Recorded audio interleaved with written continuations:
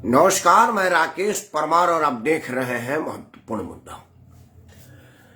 मित्रों, महत्वपूर्ण मुद्दे में सबसे महत्वपूर्ण विषय यह है कि राजनीतिक दल के आरोप प्रत्यारोप पर कितनी सच्चाई है, कितना विश्वास किया जाए और क्या यह आरोप प्रत्यारोप सच्चाई के साथ की जाती है, सच्चे होते हैं, या यह सिर्फ चुनावी लाभ के लिए की जाती है, इसमें कोई दम नहीं होता है।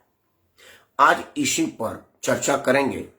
आपसे हाथ जोड़ के प्रार्थना है कि वीडियो के अंत तक बने रहें और सबसे पहले इस चैनल को सब्सक्राइब करें, लाइक करें और अपने सभी समूह में साझा करें, क्योंकि इस चैनल पर उन्हीं विषयों पर विश्लेषण बताई, सुनाई और दिखाई जाती है जिस पर और किसी चैनल पर या तो दिखाई नहीं जाती या दिखाने नहीं दिया जाता। मित्रों, आज ताजा है, आजकल एक दो दिन से आप सुन रहे होंगे कि लालू परिवार पर ईडी ने शिकंजा कसा हुआ है।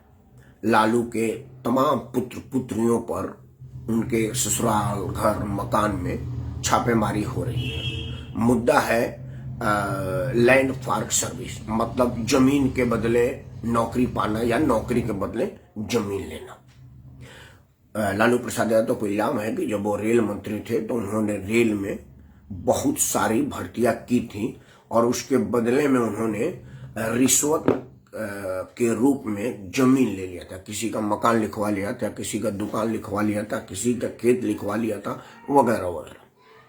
हालांकि लालू प्रसाद यादव पर सिर्फ नौकरी के बदले जमीन लेने का इल्जाम नहीं है, विधायक की सीट देने का पर जमीन लेने का इल्जाम है, मंत्री बनाए रखने पर इल्जाम है और मलाईदार पद देने पर भी है।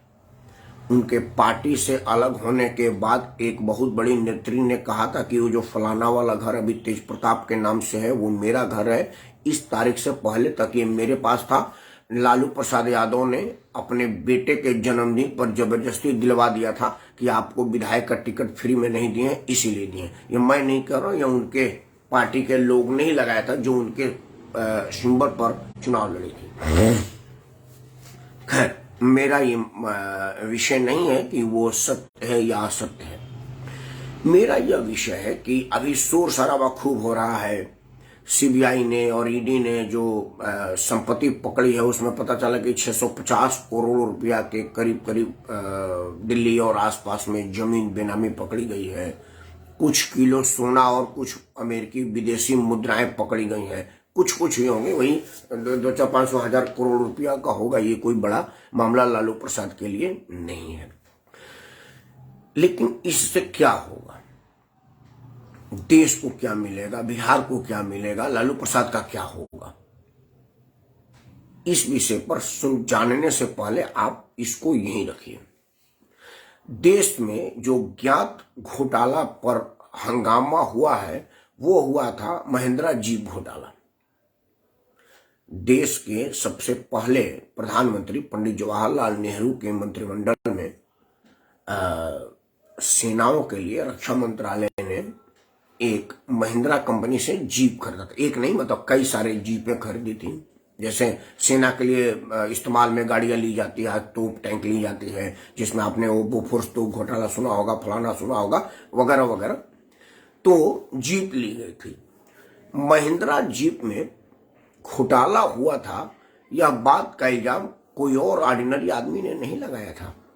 पंडित जवाहरलाल नेहरू के अपने दामाद और उनके पुत्री श्रीमती इंदिरा गांधी, जो बाद में देश की प्रधानमंत्री बनी, जिनके अभी पुत्र वधू सोनिया गांधी जी बड़ी शख्सियत है और उनका पोता राहुल गांधी जी इंग्लैंड में देश को बदनाम कर रहे हैं, उन्हीं की बात कर रहा हूं मैं। उनके पति, इंदिरा जी के पति पंडित जवाहरलाल नेहरू के दामाद फिरोज गांधी साहब, जो कि एक पेशे से पत्रकार थे, वकील थे, स्वतंत्रता सेनानी थे और तब संसद सदस्य भी थे।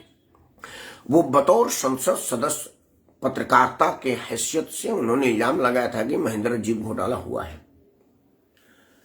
रक्षा मंत्री जी को क्वेश्चन हुआ, वो मामला आया गया हो गया।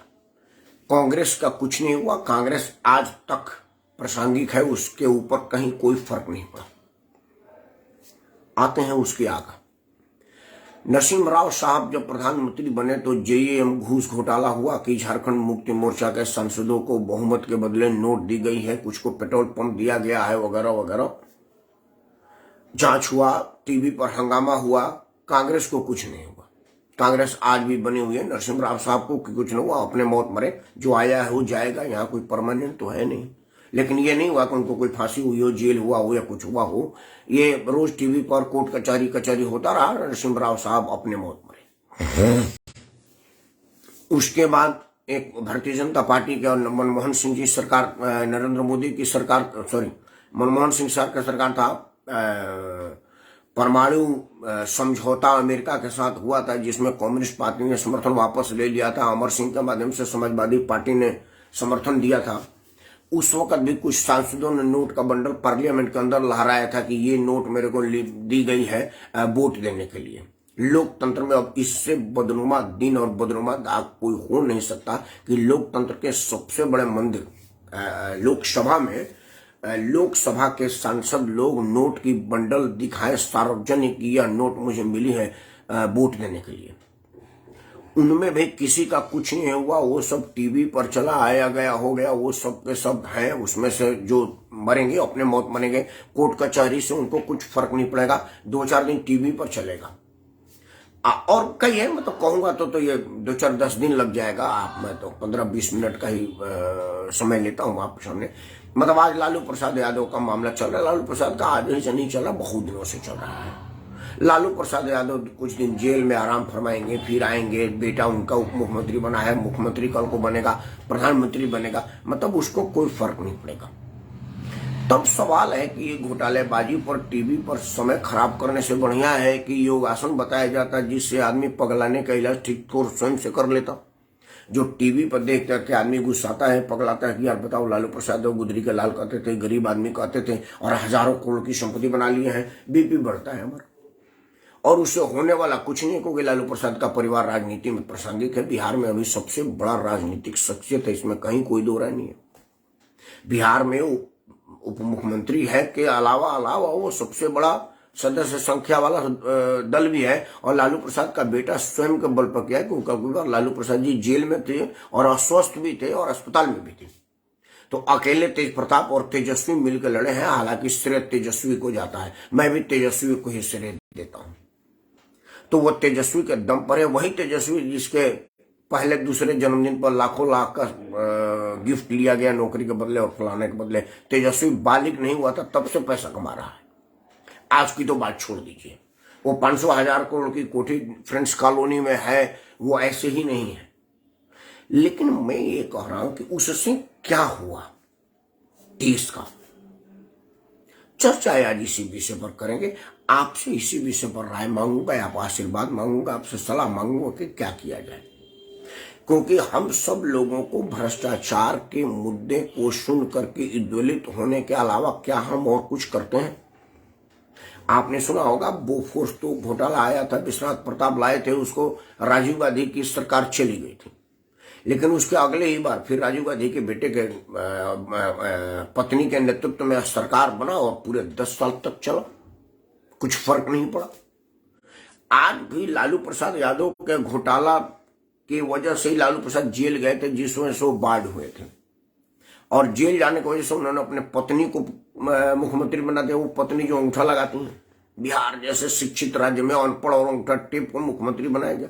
संविधान में इसकी इजाजत है, तभी तो मुख्यमंत्री बनी और 15 साल तक बनी। जितना लालू प्रसाद यादव पढ़े लिखे आदमी मुख्यमंत्री रहे, उतना दिन तक राबेल अनपढ़ महिला मुख्यमंत्री रही। मतलब लालू प्रसाद यादव अपने घोटालों के लिए जेल में आराम फरमा रहे थे और उनके नाम पर उनके बेटे, उनकी पत्नी, उनकी बेटी राजनीति में मलाई काट रहे थे। तो इस देश को क्या मिला लालू प्रसाद यादव के घोटाले को खोल करके? मतलब दोषी कौन है? हमारी न्यायपालिका है, हमारा चुनाव आयोग है, हमारा चुनावी सिस्टम है, या हम स्वयं हैं? सोचना है आपको इसी विषय पर होगा। क्योंकि आज लालू प्रसाद यादव के घर से अकूत संपत्ति पकड़ी जा रही है। उनके प्रवक्ता लोग टीवी पर इमोशनल मुंह बना के कह रहे हैं कि मोदी जी बड़ा गलत कर रहे हैं। एक तो कोई यह बात नहीं कहता। मैं आपको बता देता हूं कि लालू प्रसाद यादव पर इस टाइम जितने केस चल रहे हैं उसमें से भारतीय जनता पार्टी का कहीं कोई योगदान नहीं है।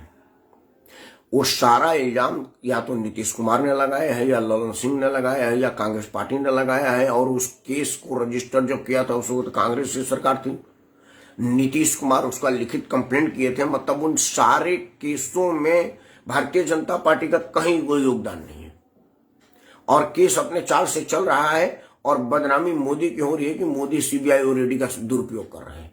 कोई यह नहीं कर रहा है कि नीतीश कुमार ने लिखित किया था, ललन सिंह ने कंप्लेंट किया था और मनमोहन सिंह साहब ने उस केस को खोलने की इजाजत दी थी।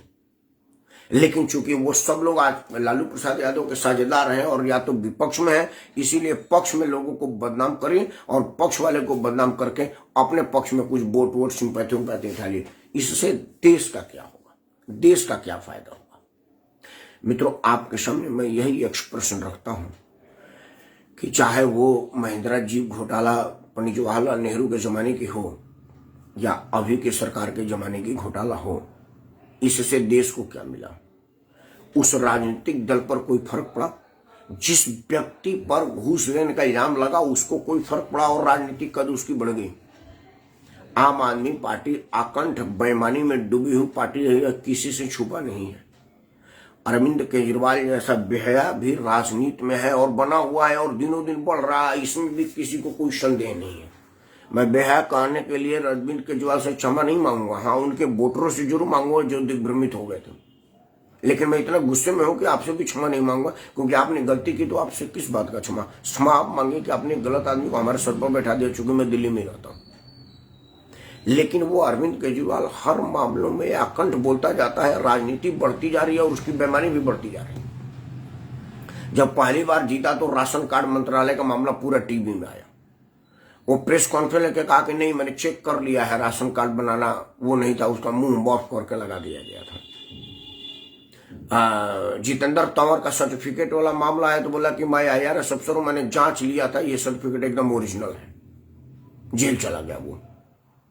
मतलब मजे की बात है, यहां हंसने वाली बात है कि केजरीवाल ने जिन जिन लोगों को क्लीन चिट दिया वही सब के सब जेल में है, और केजरीवाल ने जिन लोगों के विषय में कुछ भी नहीं कहा वो भी बाहर है, उनमें से कोई जेल नहीं गया, जिसमें सौरभ भारद्वाज है। सौरभ भारद्वाज शराब घोटाले में विक्टिम है, सौरभ भारद्वाज पर भी केस है, लेकिन अभी तक अरविंद केजरीवाल ने सौरभ भारद्वाज का नाम नहीं लिया है, इसलिए सौरभ भारद्वाज अभी तक बाहर है।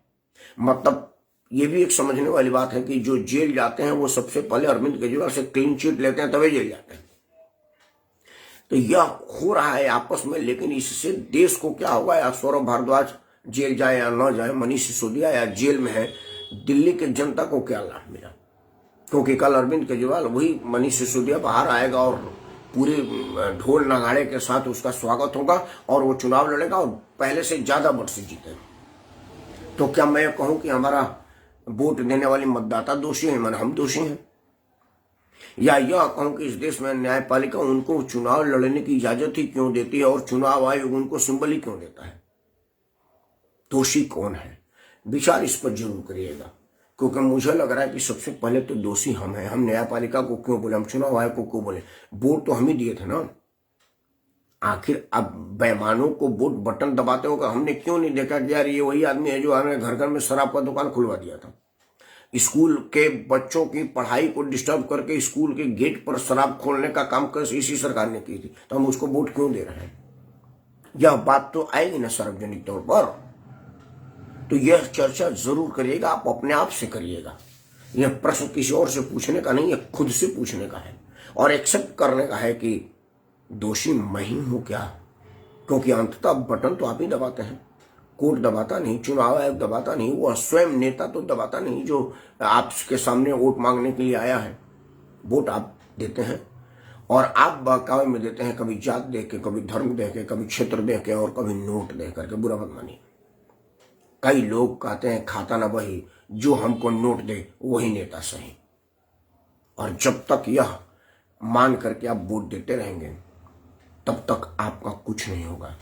विचार जरूर करिएगा, क्योंकि यह विचारणीय प्रश्न है। क्योंकि अगर विचार नहीं करिएगा तो आज इसका घोटाला निकला है, कल उसका घोटाला निकलेगा, आज ये घोटालेबाज सामने आए, कल वो घोटालेबाज आएगा, फर्क कोई नहीं पड़ता। महिंद्रा जीप घोटाले से लेकर के आज शराब घोटाले तक में क्या किसी को फर्क पड़ा? विचार जरूर करिएगा, और अगर आपको समझ में आ जाए तो हमें भी बताइएगा।